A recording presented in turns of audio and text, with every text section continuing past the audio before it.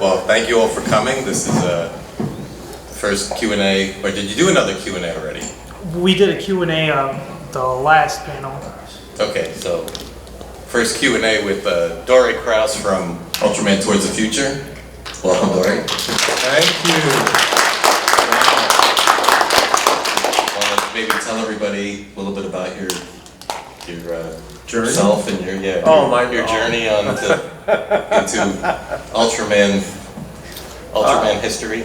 Yeah, I never knew it would continue much after the production of the film, and to me it was like a job. You go for an interview and an audition, and you get the job, you do the job, it's done, and you move on.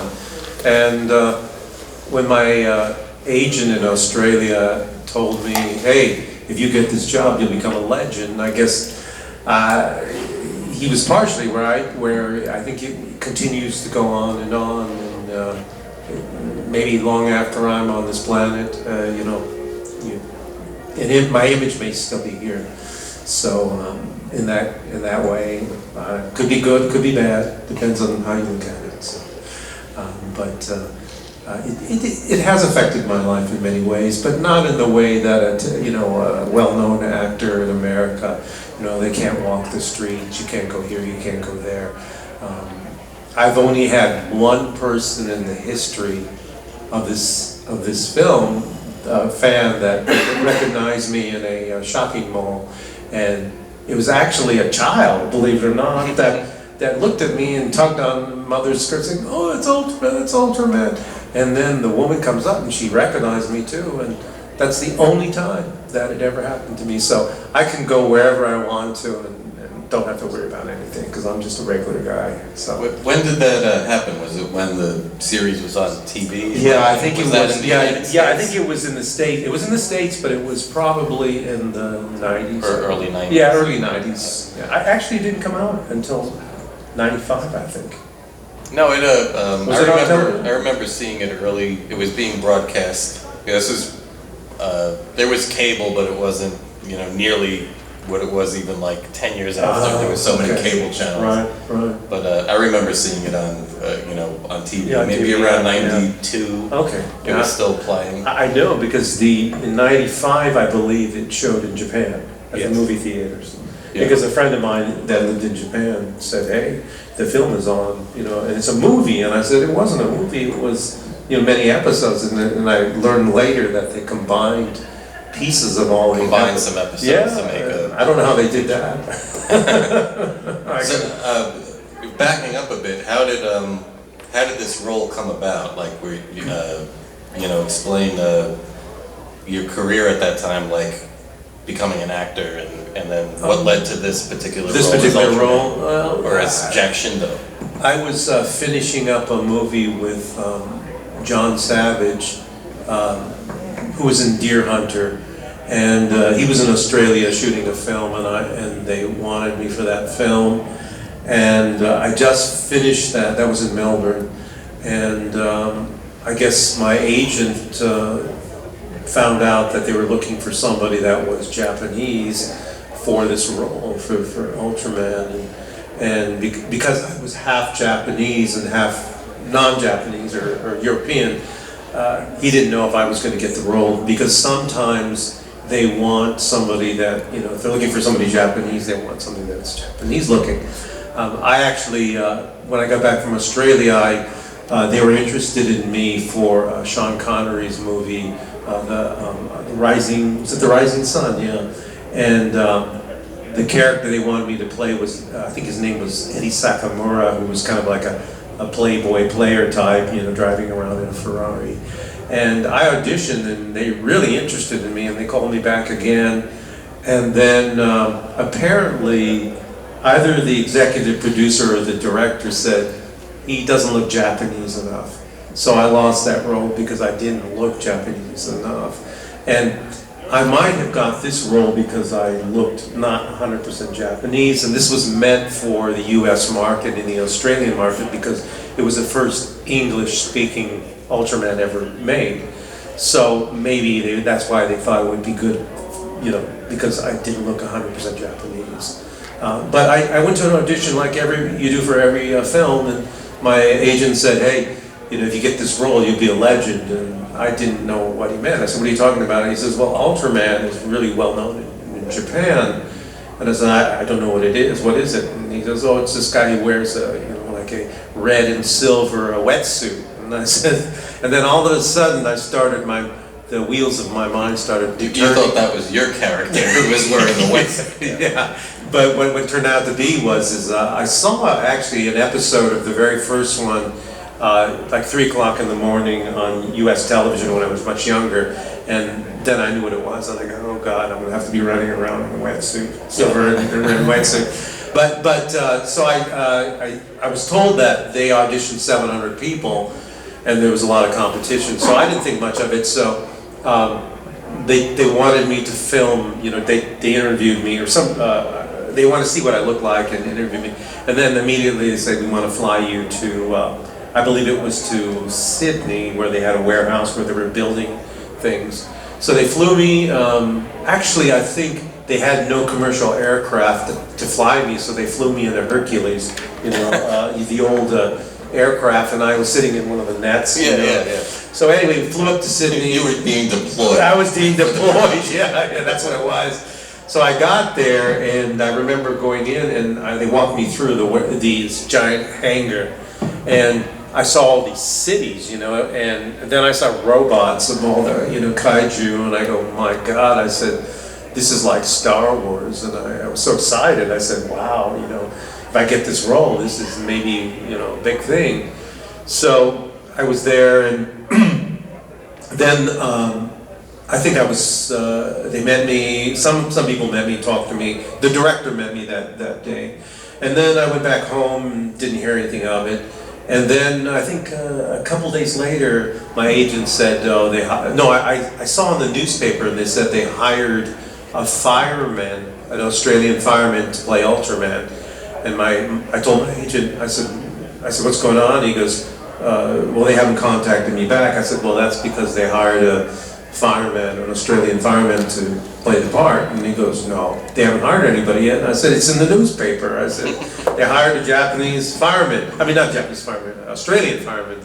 And so he called the company, and they said, no, that was to be in the suit. So the suit actor was a fireman, an Australian fireman. So then all of a sudden, the next day, my agent says, well, they want to see you again. I said, okay, but they're going to fly you to Adelaide. So I flew to Adelaide, and I went in, and then there was the Japanese producers and the Australian director there, and they filmed me, and they made me do a scene. And then he said, can you show us some martial arts? And so I did some martial arts, and then I was wearing a suit, by the way. I was wearing like a 3-piece suit, and it fit kind of, not tight, but pretty close to the body. So then I did a jumping spin kick, and as I was kicking, I ripped the entire bottom of my pants out, and I landed on the ground, and I knew it, and I go, oh shit, and I was kind of like this, and I go, I ripped my pants, and everybody started laughing, and I think that may have been part of the reason why I got the part. And so after that, they said, okay, and then we're talking, and so I went in another room, and I sat down, and the room actually had a door that was open to the outside, and I looked, and there was a guy, and he looked like an older guy, and he was lifting a big box of trash, and he was trying to throw it over into one of these big trash bins. And he looked like he was struggling, like he was falling backwards. And so I ran out there, and I went behind him, and I pushed on the box with him, and then we threw it into the bin. And then he turns around and smiles at me, and he says, I guess you heard the news. And I said, no, what's going on? He goes, oh, I'm sorry, I'm the executive producer of this show, Ultraman. He says, you got the part.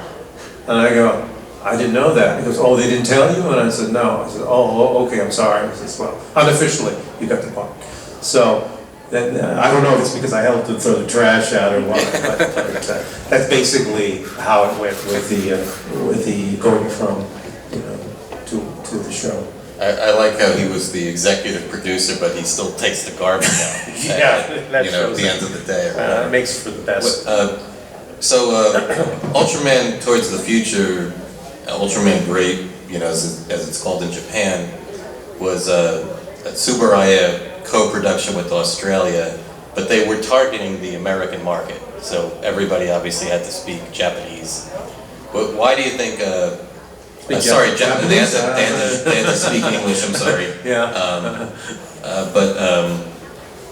But they knew they wanted this to go to English-speaking Correct. territories. Yes. Why do you think Tsuburaya Productions partnered with Australia instead of partnering with a production company in America, in the United States? It was cheaper at the time. Yeah. Plus, although it's closer, it's really not that close to Australia. Right. I know that because I was supposed to go to Australia last week from Japan, and I found out it's not that close. So, yeah, I think it was money. It's a little bit closer, and maybe it was more unique, or maybe they offered something better, because I know the South Australian Film Corporation was becoming well known at that time. Right. Yeah. So it was a way to get an English-speaking series, an English language series, but maybe not at the higher cost of Hollywood. Exactly. Is what doing it in Hollywood. Yeah. There was one of the special effects artists who on Facebook, and he was, in the last year or so, he's been posting in some of the special effects groups. There's a lot of like the old-time practical effects guys, you know, on Facebook, and they post photos, and this guy from Australia was posting a lot of the models. Wow. And it is, you know, for a show like that, you know, like basically, you know, Saturday morning kids programming, they did spend a lot on the models. Like you said, it did look like Star Wars. Absolutely. And it spent a lot of time, and maybe even if they didn't have money, it seems like the special effects guys really, you know, gave it their all to, you know, make cool looking miniature sets and the you know, the what were the name of the craft? The Hummer. The Hummer, yeah. The red ships. Yeah, the red ships. Yeah. And so I mean, the photos that he was posting were pretty extensive. Yeah. He has like a, you know, like forced perspective sets and everything. So they really, a lot of it comes through in the series, but I mean, he really, from his photos, you see it was like even more extensive than it appeared. I mean, for me, in my opinion, then and even in retrospect today, I would say the FX guys were probably the strongest addition to everything for me. Yeah. I think they were just superb, and especially considering the time that was. I saw them do things that were amazing. Like, I remember there was a scene when the glass of, I think it was the Hummer, gets shot by some kind of frozen ray, and it cracks, and they did that using physics, you know. I forgot how it was, but I watched him, you know, do these things, and I said, wow, you know, I was very impressed and amazed by these guys. So during production, did you see a lot of the special effects, or was that like completely separate, or did they want you to see like what you were reacting to? Or? Not really. I think I accidentally walked into seeing some of them, but overall, no. Most of the special effects were done completely separate. Yeah. And so what was it like? What would have been like the schedule of a typical episode, like to get the scenes done for an episode? Well, that was the problem, because everything wasn't based on the episode, it was based on the location. So if you had episode 1, you were using location A, and then episode 2, you weren't. Episode 3, you were using location A, and then so you would film 5 different episodes, a scene from 5 different episodes on the same day. So by the end of the day, or in the middle of the day, I didn't even know what was happening in the scene, and then I'm confused, and I said, where are we? He says, well, this happened, and you were here, and you said this, and you went here, and you know, it was so confusing, and we would shoot scenes 3 o'clock in the morning sometimes, and so you didn't even know where you were coming from, so it was very difficult, you know, in that way, you know. So it was the director and the screenwriters had like an overall story arc, and they had divided everything up into episodes. And then what were they giving you guys, like as the actors, like just script pages and stuff? Yeah, I mean, it wasn't like a complete. No, thing. it wasn't complete, and not only was it not complete, they would make changes just before you started filming. And I'll never forget this one scene, and I'm just walking down the corridor, and it was maybe a paragraph I was speaking to, I forgot, maybe Arthur, and I memorized it. And then he says, "Oh, we're going to make a change to it." And I said, "Okay." And then he brings me back 10 minutes later, just before we start to film, the new script, and it was an entire page. It was like a complete soliloquy, and I was talking to Ultraman and walking down this corridor. It was a whole page, and they were filming in 5-10 minutes. So I look at it, I said, "Isn't this a lot to memorize?" And he says, "Well, you're an actor, aren't you?" And I said, "Oh, okay." So I sat there, and luckily I inherited it from my father, who's a scientist. I have almost a photographic memory, and so I looked at it and I was able to memorize it. And then I get ready to go out to the shoot, and we're getting ready to shoot, and then they come up to me and says, "We decided to completely drop the scene." So I guess that's why actors get paid the big bucks. Right. I don't know. But anyway, I remember that distinctly. So the script was very loose. So, what can you tell us about your co-stars? I mean, even like the process of selecting everybody. Like, did they have a certain kind of team in mind? I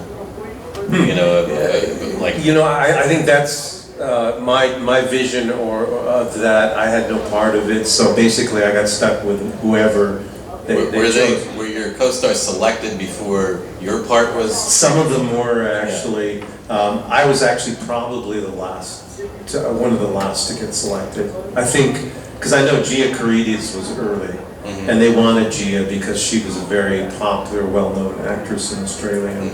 And Ralph Cottrell, who was the English guy, he was he was a Royal Shakespearean actor, Jack Shindell. He sounded like he was the older leader. The older team. lead, exactly. And he was a very odd guy, very different, very professional. I mean, he was like an actor's actor. I first met him, he was standing on his head. So I remember going into, I think it was... So explain, why was he standing on his head? Because he was into yoga and meditation and all the Eastern arts and that. Or was he trying to get like a different perspective on the scene? Yeah. From upside down. That's right. Yeah, no, but it was interesting. But I remember him standing on his head, walking in, and he gets out of his, then he gets up, and then he comes up to me, and he looks at me like he's mad, not angry mad, but insane. And he just looks at me and then he just looks at me up and down, and that's the first time I met Ralph Cottrell. Interesting guy. What's like a memory of the production that stands out for you? Is there anything like funny, anything really difficult where it didn't look like it was going to come off? Or Well, I mean, for me, I never forgot the time they hired this, or they rented this land where they were building I believe it was a hotel, something like this. And so it was basically the property that was just starting construction, so it was being dug and things like that. So there was no building at the time, and we were filming there like 2 o'clock in the morning. And there was a scene where I had to carry Gia Carides distance, and she just got infected with the gudis, and they put this gelatin on her. It was very slippery. And at the time, she and I mean, we were friends, but she kind of irritated me, and we kind of irritated each other. And I remember being angry at her, and then I had to carry her, and she's small, she's a very tiny girl, but she was solid, and she had all this gel on her, so I was carrying her, and then she started to get, and I was like 2 o'clock when I was tired, and then he goes, "Cut, we're gonna do that again," and then so we go back, and then I do it again, and the same thing again. She goes, "You're almost dropping me," and then, she's like I said, "Look, man, I can't hold on to you, it's the gelatin, and then we did it again, cut, do it again, And so finally I got it, and then she started complaining, and I just dropped her. So, you know, I mean, I actually talked to her fairly recently, you know, and she's, I didn't get to see her, but we talked on the phone after 20-something years, so it was kind of neat. So it was good to talk to her. She's a great gal. What would be like your, you know, well, do you have a favorite episode from the series? I mean, you know, I've never seen the series at all. Yeah, complete. Yeah, I've seen only sections of it. And I always, before I got this job, I was always going towards that martial art genre movie, because that's what I used to do all my life. I trained with Bruce Lee's teacher, and I trained Wing Chun, and I was a big Bruce Lee fan, and so I wanted to do what he did. But you wanted more of that in Ultraman. Yeah, I wanted more. I wanted to have fight scenes, but unfortunately, there was something weird going on at that time in Australia where they wanted to cut down on violence, and especially in children's, which they considered this a child's show. And so they didn't want to have that much violence. Only the guy in the red and silver sweatsuit could do that. Right. But anyway, they finally gave in and they let me do something, and I believe that was on that double episode. I think it was 5 and 6. And I ended up choreographing the fight scene in the control room. Where it's where your other Stanley. Pilot comes back. Stanley. But he's infected. He's infected. Yeah. I thought that was very interesting because that's a classic good and bad. You know, the evil versus good. He's all dressed like he's that. all dressed like a suit. Because you see him in a spacesuit. Exactly. You guys are both in spacesuits, so you're like partners. Yeah. But then he comes back all like the Man in Black. You know? Yeah. Sort of like Meet Joe Black. You know? Right. You could say if this is correct or not, but my take on it seems like the Gudis story arc, you know, that's like a main thing. Absolutely. And you know, it seems like the start of the series and the origin of this Ultraman and Jack Shindo relationship is very well planned out. And that Gudis story arc lasts through several episodes until it's resolved.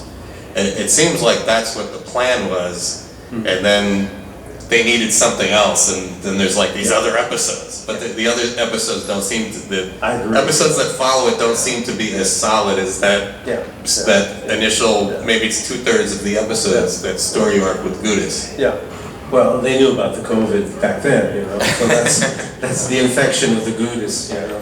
And then they said, we're over it, we can throw our masks away. Was there like a time when they had to add like a story, or I imagine so. Again, you know, it was all mixed in. Yeah, for me, I wasn't privy to any of that information, you know. They keep you, I was like a mushroom, they keep me in the dark, and just you do what you say you do. Right. And that's how actors are, you know, you're a gear and a machine, and you don't really know where the machine's going. Well, you know, it's many episodes. So at the time when first you're doing the series in Australia, and then did you go to Japan for promotion, or did you go to Japan before doing the series to meet the producers? You know what? I went to Japan. I don't remember if I went before the series. I don't think so. I think I went after.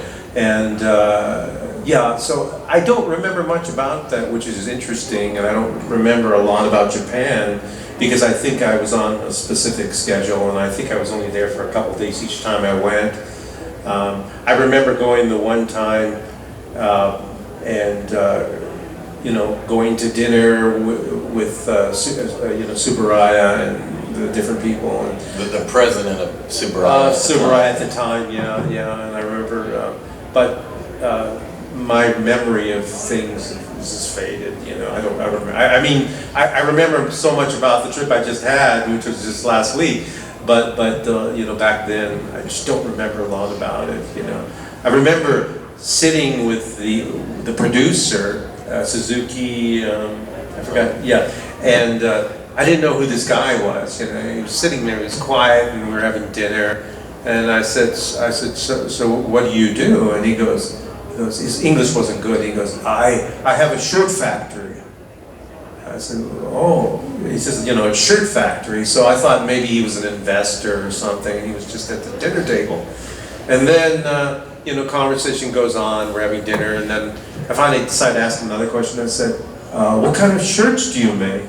And then he starts laughing, and he goes, no, I work on an Ultraman producer. So, you know, I was gullible back then. So. How much of the Japan, the Tsuburaya productions and the Japan influence did you see during production, or did you not see any at all? Oh, I saw a lot, yeah. In other words, did they come and supervise? Absolutely, yeah. They were always Did you looking. see like maybe notes or concept art that was coming from Japan? Yeah. The thing is that you have the Australian viewpoint of doing things is so much different than the Japanese. Japanese are very precise. They actually wanted me to wear silk suits during the episodes. They wanted me always dressed like James Bond, and the Australian director and all the Australian producers, they wanted me in Outback clothing. Right. Now where's my gout now back, and sort of like what's his name, the guy who got stung by the stingray. That's how they wanted me to be like that, and they were fighting back and forth all the time. And for instance, when they went to cut my hair, they took me to this posh hairstylist, and they were all there, the Japanese, and they were all around me, and they were directing the person cutting my hair how to cut my hair. So they were very controlling in that aspect. That must have been a lot of fun. Oh, it was fun, boy. No, take more of that side. Well, at least they weren't doing my dentist work, so that's better, But it was difficult in that way, and I think that was a big battle between the Australian Film Corporation and Tsuburaya, is the fact that they had different viewpoints on everything. So we were always battling. They were always battling each other, and to be an actor under that umbrella is very difficult. So we'll see if anybody has questions for Dore, but before we do that, so tell everybody about this recent trip you made to Japan. No. And it's kind of like I guess this would be your first exposure to Japanese fandom of the Ultraman series and how well Ultraman Great, as it's called in Japan, is received. Right. Well, I knew because Ultraman is just a lifestyle in Japan. I mean, it's like in America, if you had a Superman convention or a Batman convention, it would be packed. You go to Japan, I mean, the reception was insane. I mean, the lines out the door, people wanting to meet me, and in the U.S. it never was that way. And this being almost 30 years after, and so it was shocking for me. The Japanese people, especially the otaku, they call them otaku there, which is kind of, I don't know, it's translated as the geek or just somebody who follows. Yeah, it originally started as just like, it's a bit derogatory. That's what I heard, yeah. And it's like calling somebody a geek in the United States, but that since has been, or a nerd. But that's now like been taken over by the nerds, by the geeks, and then they call themselves otaku. So everybody says, hey, I'm an Ultraman geek, so what? I'm a kaiju geek, I'm a tokusatsu geek. So they accept it. It's the same as otaku. Now otaku is business. It's a big business. So nobody's. No one's hurt because they're called an otaku. Exactly. It's almost like a badge of honor. So these people, I mean, the room's full of all these people, and I meet them, and they're so emotional about it that I mean, they're crying, these people, some of them, and for me, I mean, it was just such an interesting, amazing, interaction with human nature and people, I'll never forget these people. And I had one guy come up to me, and he had a photo of this teenage girl with him, and he wanted me to take a picture of me, him, in the photo. And I asked him, and then the translator told me, "Oh, that's his friend, and she died, and she loved Ultraman, so he wants a picture of you and her in Ultraman." So I take the picture, and I'm just like, I mean, it's almost like an honor to do something like that, and then I had letters of people that they would have it translated in English to me and to thank me and give me, and they would bring me, what they call the omiyage, which are the gifts that they give, and give me different things, and it just was like, just so emotionally, it's just absolutely amazing, to get that. But again, too, that's partially the Japanese culture, which is not probably the same here in the U.S., how people are, but they take it serious there, just like I think probably people here take, Batman. Right. And Superman, so, it's like that too. I mean, in Japan, so there's like context, Ultraman Great, and then the American one, Ultraman Powered. Right. Which Ultraman, that was called Ultraman the Ultimate Hero. It was made in Hollywood. It didn't really see much of a release here. I don't think it was ever on television. I don't know if they could get it on, they could get a network interested, but Ultraman Towards the Future was, it was broadcast, and it was just before Power Rangers hit. Whereas in Japan at that time, Laserdisc was big, so these series, saw a big release on Laserdisc, and then, like as you said, in the theater, they would try to repackage some stuff and be able to show it theatrically. But that happened, the early to mid-90s was kind of a lull. Even in the 80s, there was a lull in the Ultraman history, and so this kind of like filled in that gap for a bit.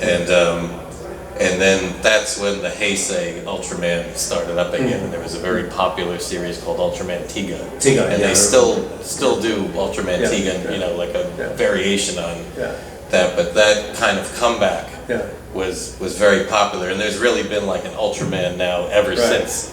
They keep adding more and more brothers and heroes and siblings and offshoots of various, ultra characters. But, Ultraman Great, Ultraman Towards the Future fits right in there. So it was Tiger. Wasn't it Rack City that made him famous? Right. So we could take some questions from everybody. Anybody have a question they'd like to ask?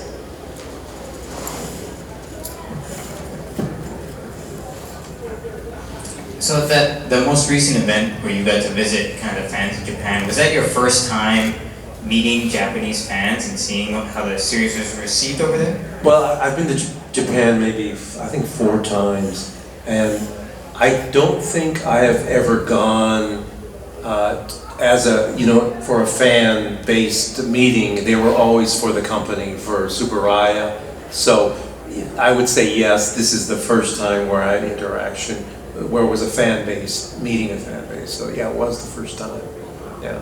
So it was amazing, quite amazing. There really wasn't, in the 90s, during that period we were just talking about, and then also the Heisei Godzilla series, there really wasn't the kind of fandom or I should say like outlet for fans. Even in the USA there really wasn't, but back in that time, the mid-90s and the mid to late 90s, we started bringing Dore to, G-Con, now called G-Fest, and a few shows in New York City, and we were also bringing the actors from the Godzilla series, some of the suit actors, Nakajima and Satsuma, who had just retired at that point. He did his last Godzilla film, so that was new at the time. And I think that that kind of fan event, like taking it seriously, started to resonate back to Japan, because they didn't really have those kinds of events. And in Japan, 30 years ago, people kind of kept their fandom to themselves and didn't really like openly express it. And now there's these types of events that, you know, they can meet the actors. You know, they're meeting, there was another 9 Japanese actors. Yeah, there was 9. Including another Ultraman. Right. Nexus. Nexus, So yeah. the actor who is kind of like his counterpart, you know, the one who plays the character who transforms into Ultraman Nexus. They did a talk show together, and so there's more of this where fans can, you know, meet the actors and better express their fandom. Now in Japan, people aren't so kind of laid back from you know, telling the actors, you know, how much they feel about, as you're saying. You know, it's very heartfelt. Yeah, it's very And I think before, Japanese fans especially, it was more reserved, and you didn't really express that to the. It would maybe be embarrassing, or you think maybe it would be looked down upon by the actors. But now everybody embraces it. Absolutely. Yeah. Awesome, thank you. You mentioned that you would study with one of Bruce Lee's teachers. Who was Yeah, that? the main teacher, Bruce Lee. Sorry? Ip Man? Yip Man didn't teach Bruce Lee very long. He taught him for about 2 months. What happened was, Bruce Lee's personality is very brash and very arrogant, and he used to irritate most everybody in the actual dojo. He would show up. I mean, when he did you're familiar with Chisao, and he would pinch people really hard and be aggressive, and was he wasn't nice. Many times he would stand outside the entryway, and the students would come to train, and he said, "Oh, I'm sorry, no class, Yip Man is sick." So they would leave, and then he would get private lessons with Yip Man. After a while, the majority of the students said, "Hey, we don't like him. Can you take him out of don't train him anymore. You know, we pay you to train with you, and that's your livelihood. So if you don't get rid of him, we'll go somewhere else." So Yip Man asked his best student, his #1 student, which was William Chung, to take Bruce Lee and train him at his house. So basically, William Chung used to train Bruce at his house, and I trained with William Chung. So I started training with him in the 80s. And I was one of 9 private students of William Chung. Did you like Tarantino's presentation of Bruce Lee and Once Upon a Time in I mean, it's a farce. I mean, you know, take it for what it is. Did it insult? I mean, it insulted a lot of people. A lot of people were angry about it. I mean, the legend of Bruce Lee is very, very big, and it's like a monster. You can't stop it. I mean, it was so powerful. Bruce Lee was so way ahead of his time then. He did so much. And the big difference between Bruce Lee and most people even today is that, you know, people train, and, you know, somebody says, "Oh, I'm going to the gym, I'm training for 3 hours," and then they get home and then they don't train and they do different things. Bruce Lee was training all the time. And the essence of any acceleration in any field is to breathe and eat and live it all the time. And although physical training drains you and you can't continue to do it all the time, you have to make sure that you're always doing it throughout the day in different parts, and don't stop. Because if you do, it catches up to you, and then as you get older too, it's even worse. But Bruce Lee, thank God, never had an experience at old age, because he probably would have fallen apart, you know, after a while, because of all the massive training he did. I mean, he did injure his back severely, and never thought he would ever, you know, continue what he was doing. And thank God he was able to. But you know, that's so the legend of Bruce Lee is so powerful. Today, you know, I mean, people ask me if Bruce Lee fought, you know, an MMA fighter, would he last? I mean, first of all, you've got to look at Bruce Lee was 5'7", 130 pounds, and it's like getting a V12 car, and you got a 4-cylinder car. You can beef up that 4-cylinder car as much as you want, but the V12 most likely is going to kick its ass, especially once it gets up to 50, 60 miles an hour.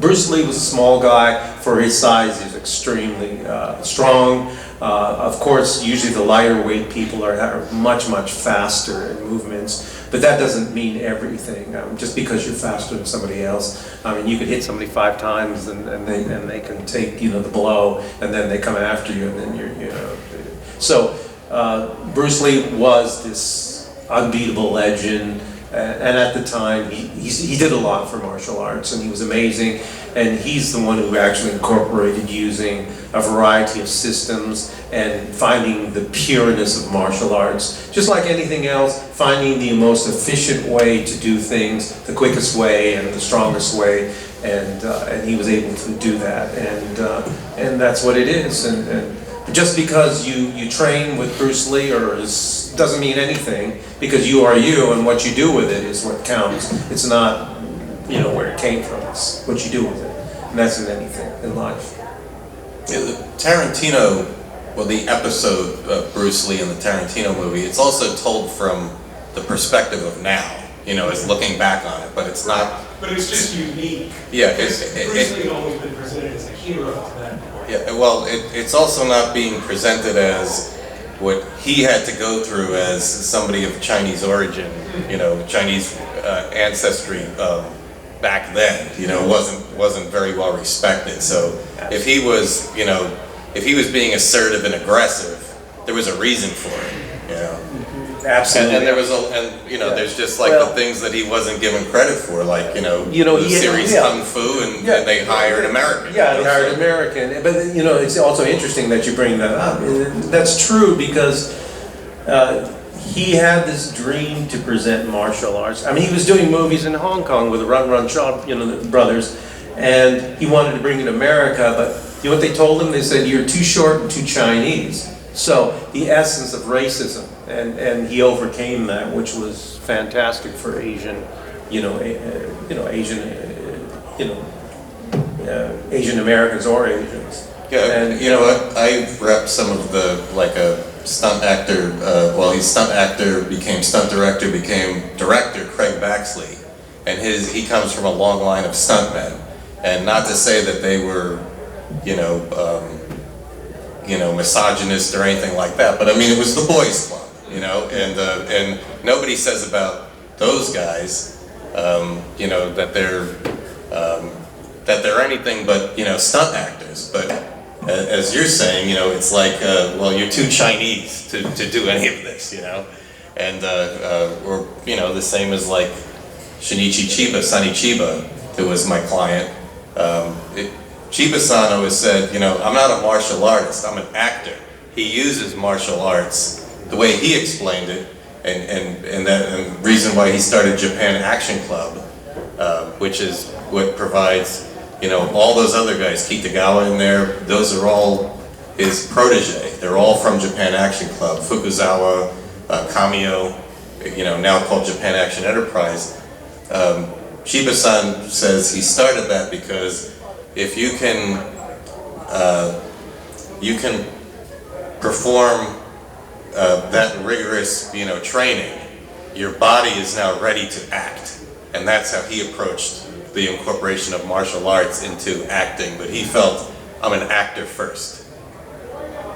Yeah, I think Bruce Lee was the opposite. I think he was a martial artist and became an actor. But he took the martial arts and put it into entertainment. Absolutely. So it's some very similar, approach. Yeah, true. Another question? Right here. Yeah. What's a project that you haven't done yet that you would love to do? Die. That's very simple. No. I don't. I no longer have the need of being on film or acting. I think I really went that way because as a child I was bullied. I experienced heavy racism as a child. My mother was born in America, and she was a Japanese American. She had an American passport, but she was American. And in 1940, they knocked on the door of her mother's place, my grandmother, and they basically said, the feds, get in this van, and they don't know why. And they took him into this camp, concentration camp, where everybody was smashed together. You had to share all your shower. I mean, it was horrific. And they left them there for 3 years, not giving them a reason why. And then took away their property. Yeah, and then when they got out, they lost their home. They had no home. They had nothing they owned. No cars, no jobs, nothing. That was it. Boom. And I was bullied my entire life from the time I was 5 years old until I started training, probably when I was about, I started training when I was 10 years old, but I started to fight in school all the time, and I used to be pulled into the principal's office, and my mother had to come and get me out because I beat up somebody. And I basically took matters in my own hand, and today I probably wouldn't do things that way because I probably would be in prison right now. But I think I had that need to, like maybe Bruce Lee had the same need, or any actor, the need to be recognized and appreciated is a very powerful drug, and I think that's what pulls people to becoming actors. They want to be somebody. You want to feel good about yourself. You want to be able to influence somebody. That usually occurs when you're younger because you have your concept of life is very different. And as you age and when you become when you become one with yourself and you feel comfortable with who you are and you don't feel people are criticizing you and you're concerned about what everybody thinks about you, once you can eradicate that, then I think the need to become an actor becomes a completely different thing. Being an actor, you can look at it at many points. Everybody, not everybody, but a lot of people want to get into acting because they want to make big money, they want to make it fast, and they want to be something. And I always say, if you want to become an actor, you look at it two ways. You look at it dinero or De Niro. So either you're going for money or you're going for acting quality. So De Niro or dinero. So that's the way to look at it. But again, not all people go into acting for the same reason. But I think the majority of them do because of that lack of just feeling like they're appreciated or they're somebody. And that's why a lot of actors come from really bad backgrounds. They were abused or something because they need to find something to show of themselves that is worthy, I think is what it is. Even when Sir Laurence Olivier was, an actor of his stature was asked, why did you become an actor? And he said, are you kidding? It's look at me. So that was his explanation of why he became an actor. Yeah. That's your question? Yeah. Mr. Kraus, for people of my generation who grew up with the original Ultraman,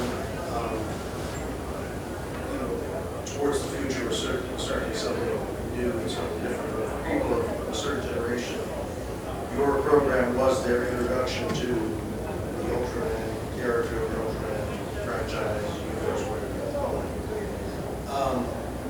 it. If you had the opportunity to participate in an Ultraman project going forward, is that something you would really appeal?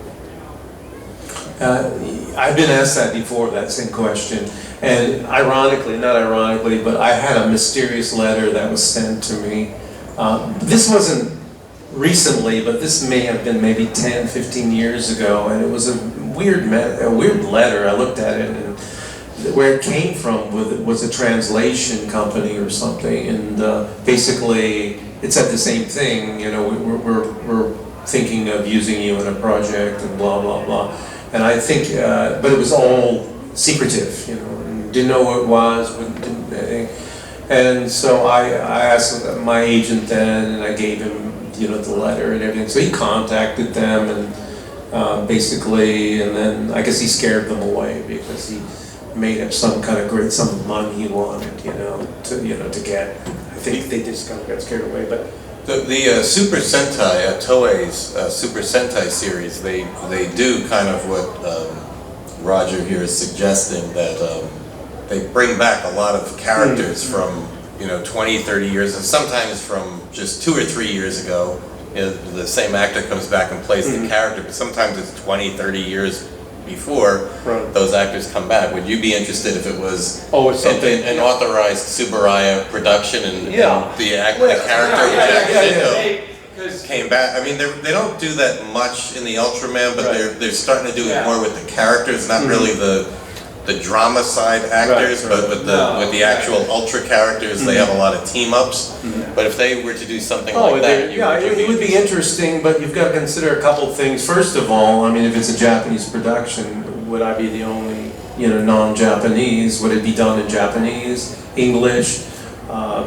Also, I'm a completely different person. I'm nowhere near like the same person I was. I don't mean physically, just inside. I'm just so different.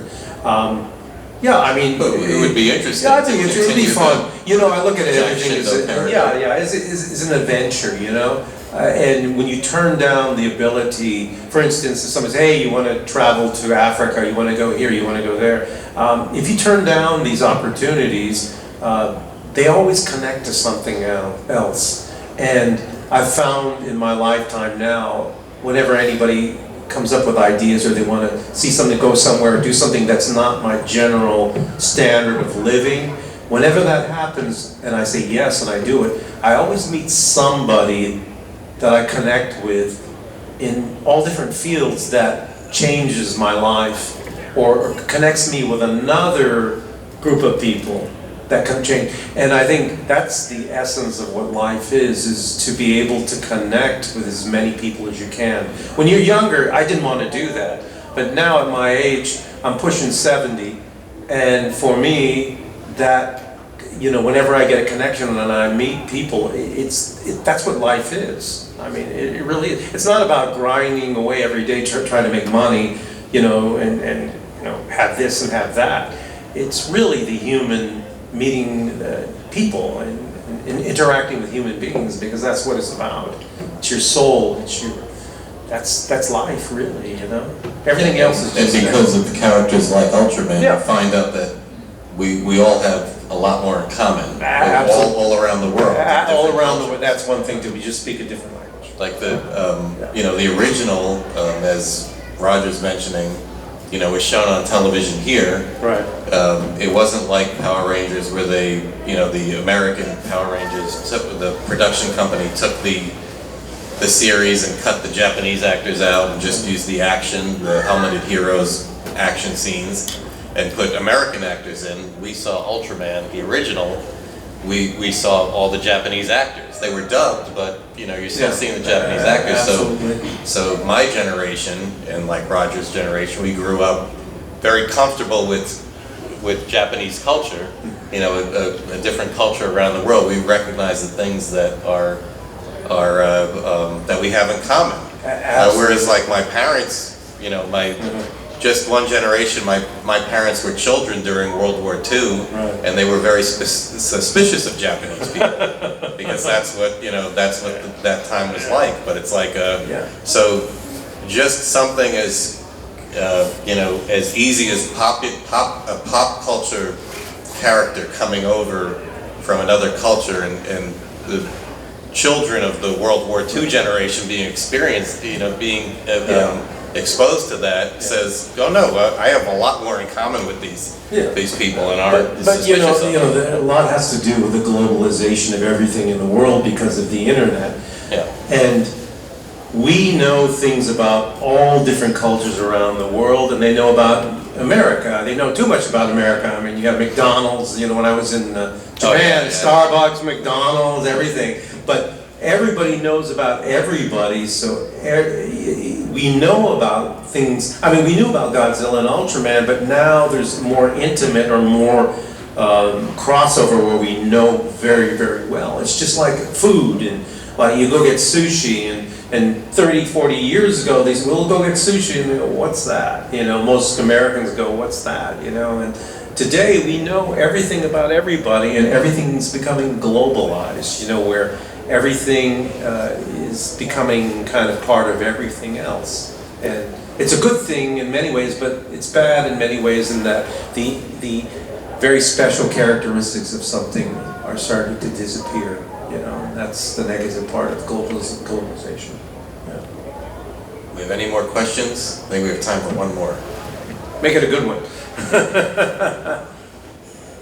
Given the opportunity, say you're getting cast and they're like, we'd love for you to put on the suit instead of playing Jack Shindo. Would you have thrown on the wetsuit, as you called it? And You mean back then or now? Yeah, back then. Back then, actually, I asked them to because the fireman, the original guy they hired, he quit because he couldn't take the heat.